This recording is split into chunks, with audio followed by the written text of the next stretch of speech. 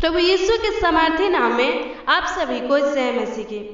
जैसे कि आप लोग जानते हैं कि परमेश्वर के बहुत से गुणों में से 8 ऐसे विशेष गुण हैं जिसे नैतिक गुण कहते हैं। और ये भी आप लोग जानते हैं कि ये परमेश्वर के 8 नैतिक गुण मानव गुणों के समानता में हैं, क्योंकि मैं पहला वीडियो में इसके बारे में बता चुकी हूँ। और परमेश्वर के 8 नैतिक गुणों में से एक परमेश्वर के नैतिक गुण और उसका अर्थ भी बता चुकी हूँ। फिर भी अगर आप लोग अभी तक इसके बारे में नहीं जानते हैं तो मेरे पहला वीडियो का लिंक डिस्क्रिप्शन में दे दिया गया है, उसको देखिए और समझिए कि परमेश्वर के नैतिक गुण मानव गुणों के समानता में कैसे हैं और पहला परमेश्वर के नैतिक गुण कौन है और पहला नैतिक गुण का अर्थ क्या है। तो आज मैं परमेश्वर के 8 नैतिक गुणों में से दूसरा नैतिक गुण को और इसके अर्थ को भी बताऊंगी। ध्यान से सुनिए। परमेश्वर के दूसरा नैतिक गुण यह है कि परमेश्वर प्रेम है। आप जानिए कि परमेश्वर प्रेम कैसे है। पवित्र बाइबल बताता है कि परमेश्वर का प्रेम निस्वार्थ प्रेम है। अगर कोई भी मनुष्य किसी से प्रेम करता है, किसी का भलाई करता है, तो उसके पीछे उसका स्वार्थ छिपा रहता है। वह जो भी करता है अपने स्वार्थ के लिए करता है। इतना ही नहीं, कुछ मनुष्य तो ऐसे होते हैं जो अपने स्वार्थ के लिए परमेश्वर के पास आते हैं।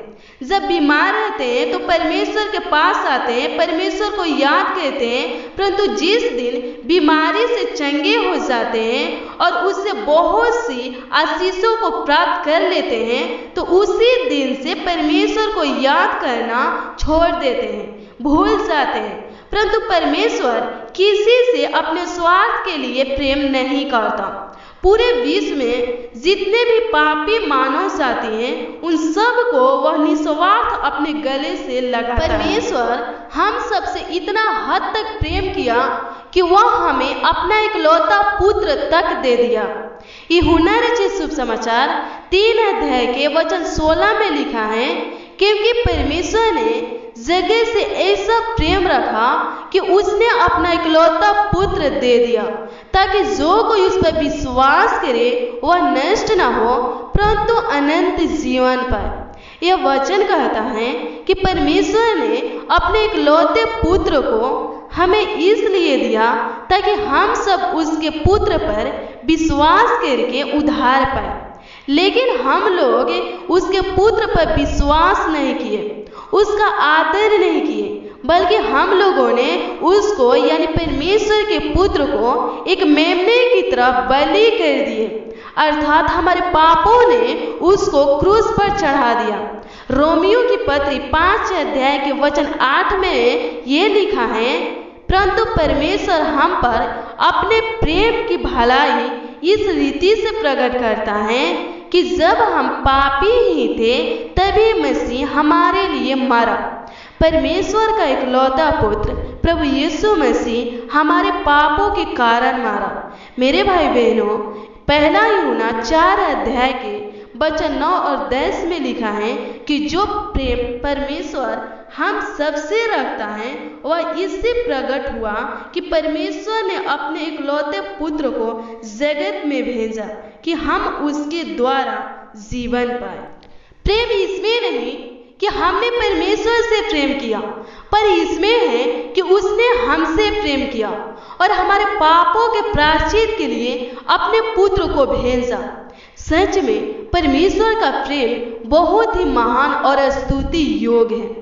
उस हद तक कोई भी प्रेम नहीं कर सकता है जिस हद तक परमेश्वर ने हम सबसे प्रेम किया है और करते हैं।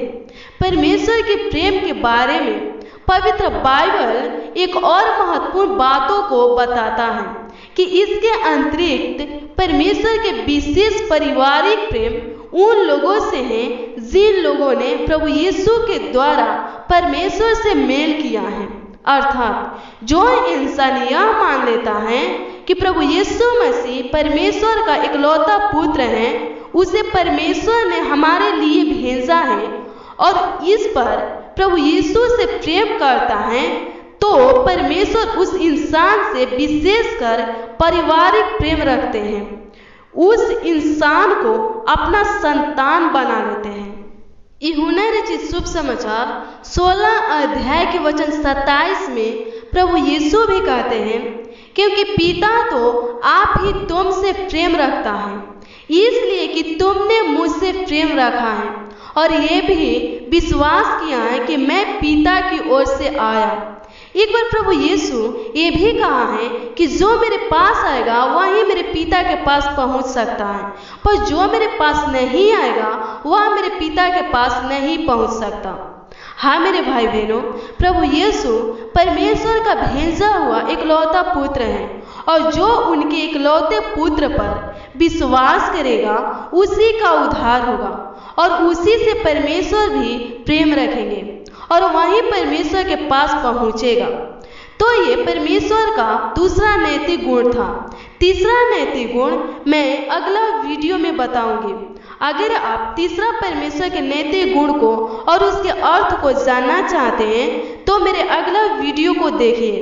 अगला वीडियो देखने के लिए मेरे इस चैनल को सब्सक्राइब कर लीजिए और बेल आइकन घंटी को जरूर दबा दीजिएगा। जय मसीह की। प्रभु आप सबको आशीषित करे।